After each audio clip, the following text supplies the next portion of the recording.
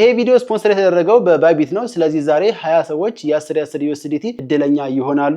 እናንተም እድላችሁን ለመሞከር ምን ማድረግ እንዳለባችሁ የቪዲዮ መጨረሻ ላይ ስለምነግራችሁ ቪዲዮውን እስከ መጨረሻው ማየት ይጠበቅባችኋል ማለት ነው። ከዚህ በፊት እዚህ ዩቲዩብ ላይ ስለ ባይቢት የተለያዩ የትሬዲንግ አይነቶች ቪዲዮ ሰርቼላችሁ አውቃለሁ። ስለ ስፖት ትሬዲንግ፣ ስለ ኮፒ ትሬዲንግ፣ ስለ ማርጂን፣ ስለ ፕሪ ማርኬት ብዙ አይነት ቪዲዮዎችን ሰርቼላችኋለሁ። ዛሬ ደግሞ በዚህ ቪዲዮ ስለሌላኛው የትሬዲንግ አይነት ስለ ኦፕሽን ትሬዲንግ ምንነትና እንዴት አድርጋችሁ ትሬድ ማድረግ እንደምትችሉ ዝርዝር መረጃ ነግራችኋለሁ። የባይቢት ኤክስቼንጅ ከከፈታችሁ በኋላ እዚህ ጋር ትሬድ የሚለው ውስጥ ገብታችሁ እዚህ ከላይ ኦፕሽንስ የሚል አለ። እዚህ ጋር ስታያቸው የተለያዩ አይነት ትሬድ ልታደርጓቸው የምትችሉ ሜካኒዝሞች አሉ። ስለዚህ ይሄንን እንዴት አድርጋችሁ ትሬድ እንደምታደርጉ ነው ዝርዝር መረጃ የምነግራችሁ። ከመሰረታዊ ሀሳቡ ጀምሮ USDT ዲፖዚት አድርጋችሁ ትሬድ ማድረግ እስከምትችሉበት ድረስ ያለውን ሙሉ ዝርዝር መረጃውን ነው የምነግራችሁ። ስለዚህ ቪዲዮውን ከመጀመራችን በፊት እንደተለመደው ለቻናሉ አዲስ ከሆናችሁ ሰብስክራይብ ማድረጋችሁ እንዳትረሱ። ቪዲዮ ደግሞ ብዙ ሰዎች ጋር ይደርስ ላይክ ብታደርጉ በጣም ደስ ይለኛል። በነገራችን ላይ ይሄ ትምህርታዊ የኢንፎርሜሽን ቪዲዮ ነው። ያ ማለት በዚህ መሰረት ትሬድ ብታደርጉ ገንዘብ ታገኛላችሁ ወይም ሀብታም ትሆናላችሁ ማለት አይደለም። የኦፕሽን ትሬዲንግ መሰረታዊ ሀሳቡን አንደርስታንድ እንድታደርጉና የራሳችሁን ሪሰርች ሰርቻችሁ በራሳችሁ መንገድ ትሬድ እንድታደርጉ ነው የቪዲዮ ዓላማ።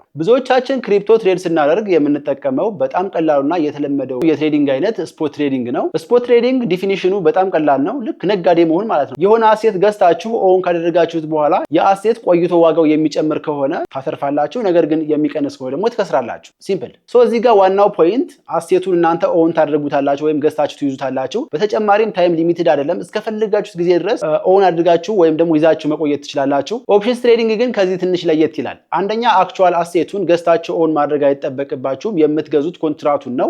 ሁለተኛ ታይም ሊሚትድ ነው ወይም እስከፈለጋችሁት ጊዜ ድረስ ይዛችሁት መቆየት አትችሉም። ኤክስፓየር ያደርጋል። በጣም በቀላል ምሳሌ ላስረዳችሁ። ለምሳሌ ይሄ ስልክ አሁናዊ ዋጋው አሁን ከረንት ላይ የሚሸጥበት ዋጋ $500 ነው እንበል። ነገር ግን እናንተ ከሳምንት በኋላ $700 ይገባል ወይም ይጨምራል ብላችሁ አሰባችሁ። ነገር ግን እናንተ ስልኩ የላችሁም ኦን አላደረጋችሁትም። ከዛ ይሄን ስልክ የሚሸጠው ሰው ጋር ሄዳችሁ ባለሱቅ ጋር ሄዳችሁ ይሄንን $20 ልስጥህና ከሳምንት በኋላ ይሄንን ስልክ $500 እገዛሃለሁ ትሉታላችሁ። አልገዛችሁትም። $20 ሰጣችሁት። ከሳምንት በኋላ ግን ይሄንን ስልክ $500 እገዛሃለሁ አላችሁት። ከዛ እሱም እሺ ብሎ $20ን አሁን ተቀበላችሁ። ስለዚህ እናንተ ይሄንን ስልክ ከሳምንት በኋላ $500 የመግዛት መብት አላችሁ።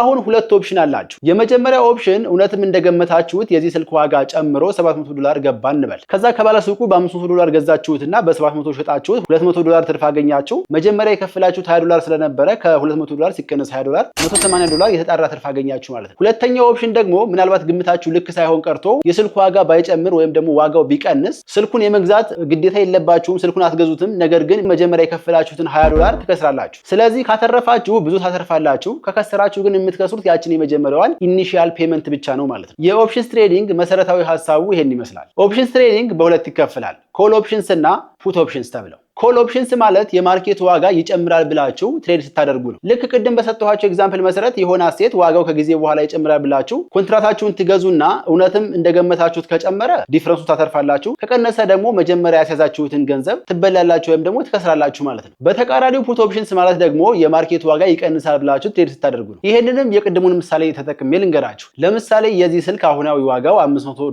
ነው ብለን እናስብ። እናንተ ስልኩ የላችሁም። ከዛ ባለሱቅ ጋር ትሄዱና አሁን $20 ልስጥህና ከሳምንት በኋላ ይሄንን ስልክ በ$500 የመሸጥ መብት ትሰጠኛለህ ትሉታላችሁ። አስምሩበት፣ የመሸጥ መብት ነው ያላችሁ። ከዛ እንዳሰባችሁትም ከሳምንት በኋላ የዚህ ስልክ ዋጋ ከ$500 ወደ $300 ዋጋው ቀነሰ። ስለዚህ ከሳምንት በፊት እናንተ የገዛችሁት ኮንትራት ይሄንን ስልክ በ$500 የመሸጥ መብት ስለሆነ መብታችሁን ትጠቀሙታላችሁ። በ$500 ትሸጡታላችሁ ማለት ነው። የዛኔ ከሚኖረው የ$300 አንጻር $200 አተረፋችሁ ማለት ነው። መጀመሪያ የከፈላችሁት $20 አለ። ከ200 ላይ $20 ሲቀነስ እንደቅድሙ $180 አተረፋችሁ ማለት ነው። ነገር ግን አሁን ያተረፋችሁት ዋጋው ስለጨመረ ሳይሆን ስለቀነሰ ነው። ስለዚህ ይሄ ዋጋው ሲቀንስ የምታተርፉበት መንገድ ፑት ይባላል ማለት ነው። በዚህ ምሳሌ መሰረት አሁንም 3 ኦፕሽኖች አሏችሁ። የመጀመሪያው ኦፕሽን እንደገመታችሁት ዋጋው ከቀነሰ የቀነሰበትን የዋጋ ዲፈረንስ ሲቀነስ የከፈላችሁት የመጀመሪያ ፕሪሚየም ኮስት ያን ያክል ታተርፋላችሁ። ሁለተኛው ኦፕሽን ደግሞ ምናልባት ከገመታችሁት በተቃራኒ ሆኖ ቢጨምር መጀመሪያ በ$20 የመሸጥ መብት ስለሆነ የገዛችሁት መብታችሁን አትጠቀሙበትም ማለት ነው፣ ወይም አትገደዱም ማለት ነው። ስለዚህ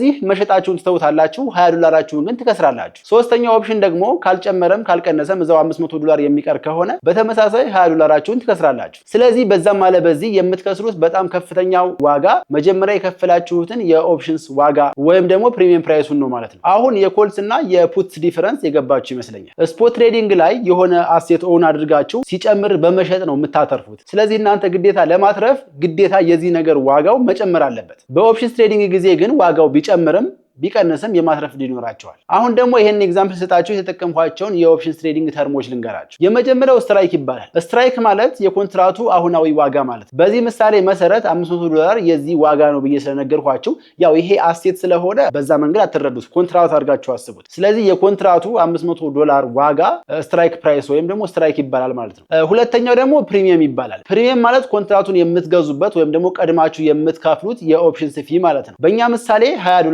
ፕሪሚየም ይባላል። ኦፕሽንስ ትሬዲንግ በጣም መሰረታዊ ሀሳቡ ይሄን ይመስላል። ነገር ግን በጣም ሰፊና ውስብስብ ነው።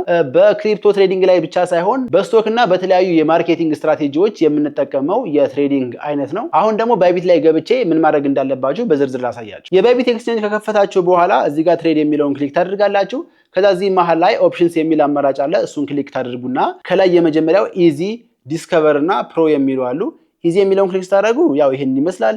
ፕሮ የሚለውን ክሊክ ታደርጉ ደግሞ ይሄን ይመስላል። ዲፈረንሳቸው ምን እንደሆነ እነግራችኋለሁ። አሁን ኢዚ ላይ ክሊክ ካደረጋችሁ በኋላ ይሄን BTC USDT የሚለውን ክሊክ ታደርጉ የምትገዙት ኮንትራት ወይም ደግሞ ኦፕሽንስ ትሬድ የምታደርጓቸው ኮንትራቶች BTC USDT፣ ኢቴሪየም USDT፣ ሶላና USDT እያሉ እነዚህ ዝርዝር ነገሮች አሉ። ቢትኮይን USDT ከፈለጋችሁ ይሄን ክሊክ ታደርጋላችሁ። ያ ማለት የቢትኮይን ፕራይስ በUSDT ሲመነዘር ማለት ነው። ከዛ ቀጥሎ ሁለት አማራጮች አሉ። ፕሮፊት ኢፍ ኢት ራይዝስ እና ፕሮፊት ኢፍ ኢት ድሮፕስ የሚሉ ማለት ነው። ፕሮፊት ኢፍ ኢት ራይዝስ ማለት ሲጨምር የምታተርፉበት ወይም ቅድም ኮልስ ያልኳችሁ ማለት ነው።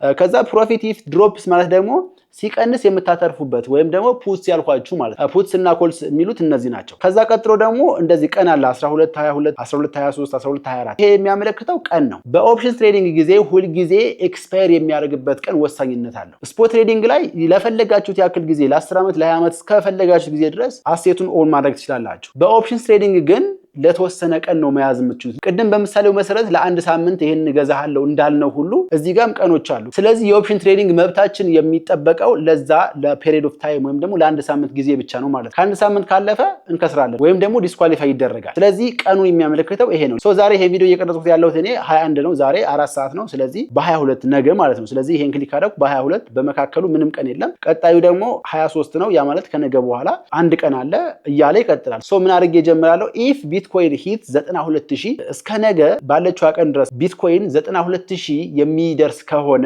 አሁን ላይ ቢትኮይን እንደምታዩት 88000 ነው። ስለዚህ እስከዚህ ሰዓት ድረስ 92000 ከደረሰ እነዚህን አማራጮች ይጠቀማል። እዚህ ጋር ባይናው እለዋለሁ። ከዛ ባይናው ካልኩ በኋላ እዚህ ጋር ሚኒመም መታስገቡት 0.01 ነው። ይችን ትሬድ ለመግዛት የሚጠበቅባችሁ ወይም የምትከፍሉት 0.3938 USDT ነው። 92000 የሚያሳየው እዚህ ጋር ማክሲመሙ ነው። ስለዚህ አበብ 91000 ይሆናል፣ 90500፣ 90000፣ 89500 በተመሳሳይ 89000 እያለ ዊን ሬቱን እዚህ ጋር እንደምታዩት ሎ ይላል። ሎ ማለት ዛሬ 88000 ስለሆነ 91000 የመድረስ እድሉ በጣም ዝቅተኛ ነው። በተመሳሳይ ሚዲየም አለ 89500 ሊደርስ ይችላል፣ አይታወቅም። ምክንያቱም ቢትኮይን ሲጨምር በ1000 በ2000 ነው የሚጨምረው። ስለዚህ 88000 ነው፣ ነገ 89000 ሊደርስ ይችላል። ስለዚህ የማሸነፍ ድላችሁ ሚዲየም ነው። ስለዚህ ይሄን ባይ ስትሉት እዚህ ጋር 0.01 ሚኒመም ነው፣ 0.02 ምናምን ማድረግ ትችላላችሁ። የምትከፍሉት ግን 2.3 USDT ነው። ያ ማለት የማሸነፍ ድላችሁ እየጨመረ ሲሄድ የምትከፍሉትም እየጨመረ ይሄዳል ማለት ነው። ስለዚህ እናንተ ለሙከራ ስለሆነ ይሄንን የመጀመሪያውን ቼክ አድርጌ ላሳያችሁ። ይሄንን ባይናው የሚለውን ክሊክ ታደርጉና እዚህ ጋር 0.01 ብላችሁ ትሞላላችሁ። ሚኒመሙ እሱ ነው። ከዛ በታች እንትን ማለት አትችሉም። ከዛ 0.3938 USDT ትከፍላላችሁ። ስለዚህ ይሄን ባይ ብለው ጀስት ይሄው እዚህ ጋር እንደምታዩት ኦርደሩ ሰክሰስፉሊ ክሬት ተደርጓል ማለት ነው። ምናልባት እዚህ ጋር ባይ ለማለት ስትሞክሩ ኢንሳፊሽንት ባላንስ የሚላችሁ ከሆነ ነገር ግን ባይቢት አካውንታችሁ ላይ USDT ካላችሁ ለምሳሌ እኔ ጋር አለኝ። እዚህ ጋር አሴት የሚለውን ክሊክ ታደርጉና ትራንስፈር የሚለውን ክሊክ ታደርጋላችሁ። ከዛ እዚህ ከፈንዲንግ ወደ አንፈንዲንግ እዚህ ጋር ማክሲመም ብላችሁ ኮንፈርም ትሉታላችሁ። ይሄንን ክሊክ አድርጋችሁ እዚህ ጋር 0.01 ብላችሁ ኦርደራችሁን ክሬት ታደርጋላችሁ። ባይ ካላችሁት በኋላ የከፈታችሁትን ኦርደር ማየት ከፈለጋችሁ እዚህ ጋር እቺን ክሊክ ታደርጋላችሁ። ፖዚሽንስ ብሎ ያሳያችኋል። እዚህ ጋር ሙሉ የከፈታችኋቸውን ፖዚሽኖች በሙሉ ቢትኮይን USDT ለምሳሌ 22 ዲሴምበር ነው ላይክ የምንዘጋው ወይም ደግሞ የመጨረሻው ቀን ይሄ ነው 22 ዲሴምበር 25 ይላችኋል 2025 ብሎ ኮድ ያሳያችኋል። ሰዓቱን ነው የሚያሳያቸው የሚዘጉበትን ሰዓት። ሞር ብላችሁ እነዚህ ማየት ትችላላችሁ። ክሎዝ ባይ የሚለውን ወይም ደግሞ መዝጋት ጨርሳችሁ መዝጋት ከፈለጋችሁ ክሎዝ ባይ ትሉታላችሁ። ከዛ ይሄን ያመጣላችኋል። ዘ ፖዚሽን ኦፍ ዚስ ይሄን ያክል እዚህ መጨረሻ ላይ ስታዩት 0.01 ቢትኮይን ነው ኤስቲሜት አድርጋችሁ እየተገበያያችሁ ያላችሁት ማለት ነው። ስለዚህ አሁን ያተረፋችሁት ፕሮፊቱ 0 ኦልሞስት ምንም አላተረፍንም። ዋጋው ከፍም ዝቅም አላለም። በጣም ስሞል ስለሆነ 0.000 ነው ብሎ ስለማያስቀምጠው ኦልሞስት 0 ብሎ አስቀምጦታል። ስታተርፉ ያተረፋችሁን ያሳያችሁታል። ስትከስሩ ደግሞ ከቀነሰ የቀነሰውን ያሳያችኋል ማለት ነው። ከዛ ይሄን ከጨረሳችሁ በኋላ ኮንፈርም ትሉታላችሁ። ስለዚህ ካተረፋችሁ ዲፈረንሱ ይገባላችኋል ከከሰራችሁ ደግሞ ያችን የከፈላችኋችን ያችን 0.00 ታጣላችሁ ማለት ነው ስለዚህ ለሙከራ ያክል መጀመሪያ በትንሽ ብትሞክሩ በጣም አሪፍ ነው በተጨማሪም እዚህ ጋር ፕሮፊት ኢፍ ድሮፕስ የሚለው ከዚህ ጋር ዲፊኒሽኑ አንድ አይነት ነው the only difference ምንድነው ዋጋው ይቀንሳላችሁ ስለምትገምቱና የምታተርፉትም ከቀነሰ ነው ማለት ነው ስለዚህ ቀኑ everything ይሄ ነው if bitcoin hit 85000 ይሆናል ብላችሁ የምትገምቱ ከሆነ 86 ሲሆን ይሄንን 86500 ይሄንን 85 ይያለ ከዛ እዚህ ጋር ፕሮ የሚል አለ ትክክለኛው የኦፕሽንስ ትሬድ ኢንተርፌስ ይሄን ነው የሚመስለው ኮምፒውተር ላይ ብታዩት እንደዚህ ሰፍሶ ነው የምታዩት በግራ በኩል ያለው ኮልስ ነው በቀኝ በኩል ያለው ደግሞ ፑትስ ነው እያለ በዝርዝር ያሳያችኋል ዳታውን ለማንበብ የሚመቻችሁ እንደዚህ ሰፊ ቢሆን ነው ነገር ግን ለስልክ ተጠቃሚዎች ኢዚሊ አንደርስታንድ ለማድረግ ይሄን ኢዚ የሚለውን ክሊክ ብታደርጉ እንደዚህ ማየት ትችላላችሁ ማለት ነው ሶ እዚህ ጋር ፕሮፊት ኢፍ ራይዝ የሚለው ኮል ያልነው ማለት ነው ተመሳሳይ ፕሮፊት ኢፍ ድሮፕስ ያልነው ደግሞ እዚህ ጋር ፑት ያልነው ማለት ነው ስለዚህ ሰፋ ብሎ ሲታይ ይሄ ስለሆነ ነገር ግን እያንዳንዱ ተርም የራሱ የሆነ በጣም ሰፊ ነው ዲፊኒሽን አለው እንዴት ነው ዳታ አናላይዝ የምናደርገው የሚሉ ዝርዝር ነገሮች አሉ እነሱን ደግሞ ራሳችሁ ኤክሰርሳይዝ ማድረግ ትችላላችሁ ራሳችሁ በደንብ ሪሰርች አድርጋችሁ በዚህ መሰረት ትሬድ ማድረግ ትችላላችሁ ነገር ግን መሰረታዊ ሐሳቡና ትሬድ አደራረጉ ይሄን ይመስላል ሶ መጀመሪያ ቃል በገባሁት መሰረት ለ20 እድለኞች የ10 USDT ስጦታ ይሰጣል ሶ ለዚህ እድለኛ ለመሆን ምን መስፈርቶችን ማሟላት እንዳለባችሁ ዝርዝር ልንገራችሁ ሶ የመጀመሪያው ባይቢት አካውንት መክፈት አለባችሁ የባይቢት አካውንት ለመክፈት መጀመሪያ ሪፈራል ኮድ የሚለውን ይሄንን የኔን የሪፈራል ኮድ ታስገባላችሁ ይሄን ካስገባችሁ በኋላ ሬጂስተር አድርጋችሁ በፓስፖርት ወይም ደግሞ በናሽናል አይዲ ቬሪፋይ ማድረግ አለባችሁ ቬሪፋይ ካደረጋችሁ አካውንት መክፈቱ ብቻውን ምንም መፍትሄ የለውም ስለዚህ አካውንት ከከፈታችሁ በኋላ ዩአይዲያችሁን የኔ ሪፈራል ዳሽቦርድ ላይ እዚህ ጋር ስለሚያሳየኝ መመዝገባችሁና ለመመዝገባችሁ በዚህ ማወቅ ይችላል KYC ቬሪፋይ ማድረጋችሁን አለማድረጋችሁ ስንት ዲፖዚት እንዳደረጋችሁ እያንዳንዱ ነገር ያሳየኛል ስለዚህ በዚህ ሪፈራል ኮድ ተመዝግባችሁ በፓስፖርት ወይ በናሽናል አይዲ ቬሪፋይ አድርጋችሁ ከ2 እስከ 5 USDT ዲፖዚት አድርጉና ቢያንስ 0.5 USDT